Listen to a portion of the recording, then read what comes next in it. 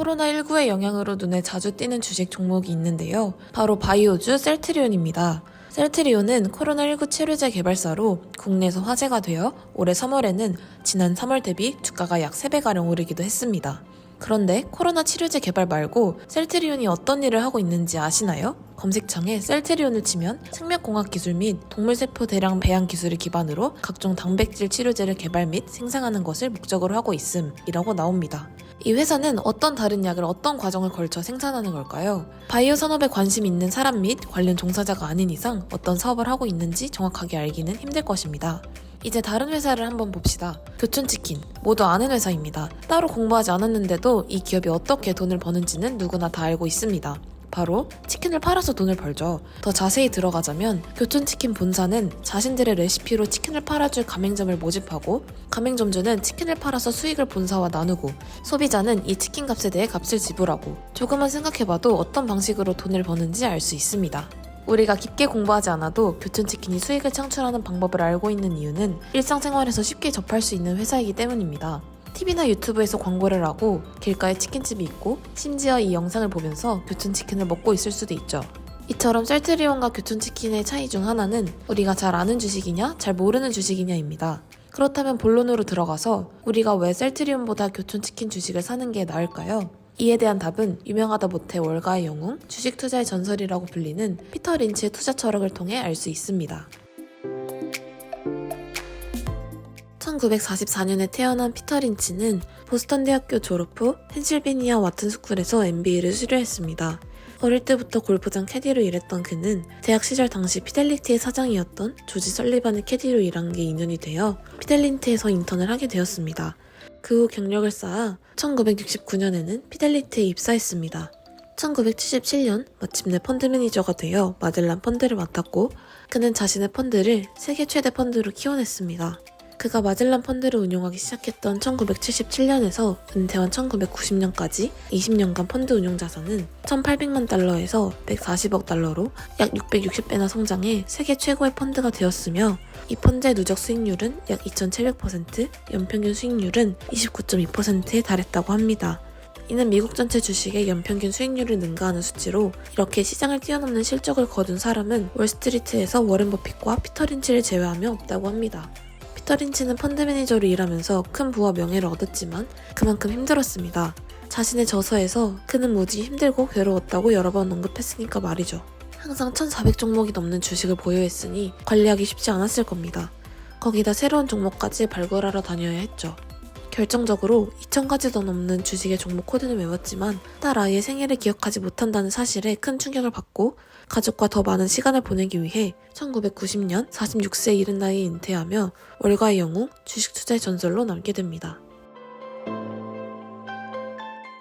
피터 린치의 핵심 투자관은 한 문장으로 요약 가능합니다. 바로 잘 아는 것에 투자하라인데요. 자신이 잘 알고 있고 이해하고 있는 기업이나 산업에 투자하는 투자 방식을 강조합니다. 피터 린치는 실제로 주변에서 쉽게 볼 수 있는 던킨도너츠, 스타벅스, 타코벨 등을 그 예시로 들었습니다. 이 말만 듣고 보면 주변에 자주 보이는 프랜차이즈의 주식이나 알고 있는 회사의 주식을 사면 되는 건가? 라는 오해를 할 수 있는데 이에 피터 린치는 쇼핑몰에 가면 스타벅스가 보이고 거기 커피가 맛있으면 당장 피델리티 브로커한테 전화해서 주식을 사라고 말한 적이 없다 라고 월스트리트 저널과의 인터뷰에서 입장을 밝혔습니다. 주변에 자주 보인다고 해서 무조건 좋은 기업이고 투자할 만한 기업인 것은 아니죠. 피터 린치는 주식이 도박은 아니지만 투자자가 기업에 대해서 공부하지 않는다면 주식은 도박과 같다며 빌 받았다고 사지 말고 적어도 2시간은 주가와 회사를 살펴보고 실적을 바탕으로 투자하라고 말합니다.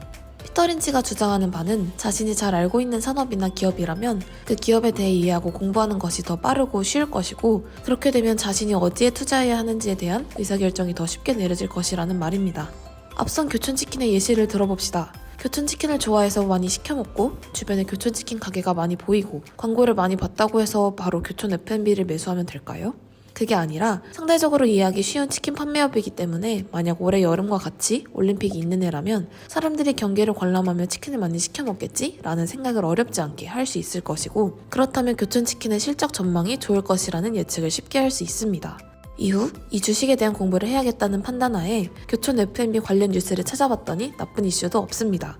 재무제표를 살펴봤더니 이익도 꾸준히 증가하고 있는 것 같고 질 나쁜 부채가 엄청나게 많지도 않아 재무구조도 나쁘지 않습니다. 실제로 공부하려면 이보다는 깊이 공부해야겠지만 피터 린치는 이런 과정을 통해 투자할 것을 추천하고 있습니다. 실제로 교촌 F&B는 2021년 3분기에 역대 최고 실적을 기록했습니다. 셀트리온을 다시 살펴보겠습니다. 코로나19는 워낙 특수한 이슈이니 제외하고 셀트리온에 붙이는 알츠하이머 치료제가 식약처 승인을 받았다는 뉴스를 먼저 봅시다. 이런 뉴스가 나오면 주가는 대개 오릅니다. 그러나 일반 개인 투자자인 우리가 붙이는 알츠하이머 치료제가 나올 것이고 이게 승인을 받은 확률이 높을 것이라고 예상할 수 있었을까요? 바이오 업계에 종사하고 있는 사람이나 지속적으로 이 분야를 공부하고 있던 사람이 아니라면 힘들 것입니다. 이런 방식을 통해 피터 린치는 월스트리트에 있는 전문가보다 더 높은 수익을 올릴 수 있을 것이라고 말합니다. 피터 린치는 의사들은 자신이 그 누구보다 잘 알고 있는 의학 지식을 바탕으로 의료 관련주, 즉 의약품이나 의료장비 등에 투자해야 하지만 현실에서는 반도체, 석유 관련 주식에 투자하는 잘못을 저지른다고 말했습니다. 여담이지만 이런 주장을 한 피터 린치 자신조차 20년간 몸담은 펀드업계 주식에 단 한 주도 투자를 하지 않는 실수를 저지르기도 했습니다. 만약 피델리티가 비상장 회사지만 같은 금융 서비스를 제공하는 회사인 드레피스에 투자를 했다면 9년간 100루타, 즉 100배 수익률을 낼 수 있었을 것이라고 합니다. 이처럼 자신이 잘 알고 있다는 강점을 활용하라고 말한 본인조차 실천하지 못했다는 점에서 이 간단한 이치를 우리가 얼마나 간과하고 있는지를 알 수 있습니다. 추가적으로 피터 린치는 이 주식에 왜 투자하려고 하는지 90초 내에 혹은 초등학생이 이해할 수 있을 정도로 쉽고 빠르게 설명할 수 있어야 한다고 주장합니다. 그만큼 해당 기업에 대한 명확한 이해를 가지고 투자해야 한다는 것을 강조한 것입니다. 자신이 완벽히 이해한 기업에만 투자해야 한다는 워렌 버핏의 주장과 맥락을 같이 하고 있습니다. 또한 피터 린치는 주식 매수 이유에 대한 조언도 아끼지 않고 자신의 저서를 통해 소개하고 있는데요. 대표적으로 3가지 조언에 대해 살펴보겠습니다. 우선 주식 매수 이유에 대한 기록을 남겨두라고 조언합니다. 종목을 매수했다면 메모를 통해 어떤 주식을 처음에 왜 사게 됐는지 기록하여 이유를 잊지 말아야 한다는 것인데요. 어떤 상황이 되었을 때 팔아야 하는지까지에 대한 명확한 이유까지 메모할 필요가 있다고 합니다. 메모가 없다면 어떤 주식을 처음에 왜 사게 됐는지 이유를 쉽게 잊어버리기 때문입니다. 또한 분석을 통해 오를 것 같은 주식을 매수했다면 장기적으로 바라보라고 말합니다. 주식시장에서는 몇 달간, 심지어 몇 년간 기업의 실적과 주가가 따로 노는 일도 종종 있다고 합니다. 이전에 살펴본 선반영 때문일 수도 있죠. 그러나 피터 린치는 장기적으로 보면 기업의 실적과 주가는 100% 같이 간다고 주장합니다.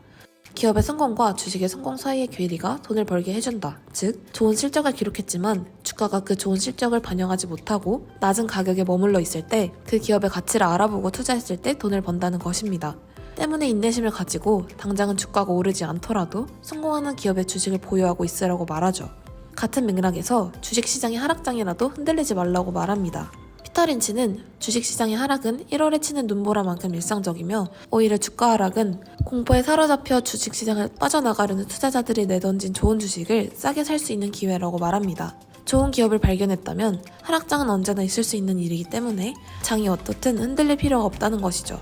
오히려 기업의 재무 구조가 약해지거나 안 좋은 이슈가 있을 때 팔아야 한다고 말합니다. 정리해보면 피터 린치는 자신이 잘 알고 있는 분야의 주식을 공부하는 게 좋고 매수 이후에는 인내심을 가지고 주식시장을 바라봐야 한다고 말합니다. 수익을 당연하게 여기는 생각은 주가가 큰 폭으로 하락하면 확실히 취해된다. 피터 린치가 남긴 명언 중 하나인데요. 좋은 기업인 것 같던데? 혹은 주변 사람이 추천해줬어와 같은 뜬구름 잡는 이유로 투자해 쓴맛을 보기보다는 피터 린치의 조언을 토대로 주변에 있고 자신이 잘 알고 있거나 관심 있는 기업에 대한 공부를 시작으로 주식에 투자해보는 건 어떨까요?